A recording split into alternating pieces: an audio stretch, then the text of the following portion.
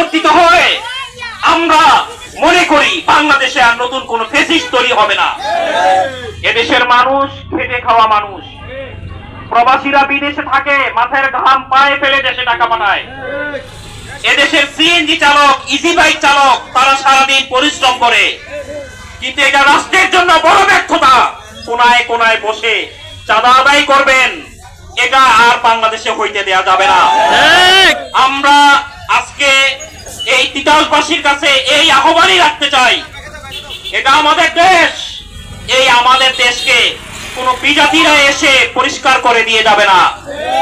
আমাদের দেশকে আমাদেরই গঠন করতে হবে।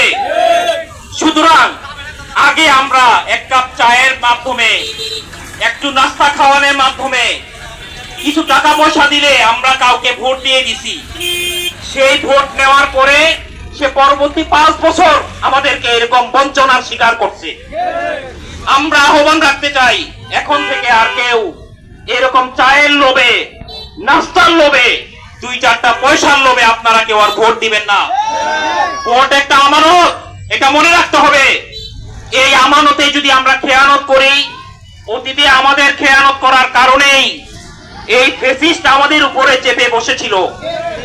আমরা তো তাদের কাছ থেকে হয়তো বড় জোর 100 টাকার নাস্তা খেয়েছি, আর তারা 15 বছরে আমার কাছ থেকে 1 লক্ষ টাকা তারা চুরি করেছে। এই 15 বছরে বাংলাদেশ থেকে তারা প্রায় 30 লক্ষ কোটি টাকা বাংলাদেশ থেকে পাচার করেছে। এই টাকা ছিল জনগণের, এই টাকা ছিল জনগণের জন্য ব্যয় করার জন্য, কিন্তু সেই ব্যয় না করে তারা পাচার করেছে। এখান থেকে আমাদের শিক্ষা নিতে হবে। যদি আমরা ভোটের এই আমানত যথাযথ জায়গায় রাখতে ব্যর্থ হই, তাহলে এই চুরি কিন্তু আগামীতেও চলবে। আপনারা সবাই জানেন, সবাই বলেন, আগে এক আওয়ামী লীগ চাঁদাবাজি করত, চুরি করত, এখন আবার নতুন রূপে, নতুন নামে চাঁদাবাজি কিন্তু বন্ধ হয় নাই। সুতরাং চাঁদাবাজি, সন্ত্রাসী, এইভাবে পাথর দিয়ে হত্যা করা, এইভাবে দিনে দুপুরে স্বামী বেঁধে রেখে স্ত্রীকে ধর্ষণ করা, এই চরিত্র বন্ধ করতে হলে বাংলার মানুষকে ঐক্যবদ্ধভাবে এগিয়ে আসতে হবে। আমরা যদি সোচ্চার হই, তাহলে আমরা এই ফেসিস্ট হাতগুলাকে আমরা দমন করতে পারবো, তাদের এই কালো হাত আমরা ভেঙে দিতে পারবো ইনশাআল্লাহ।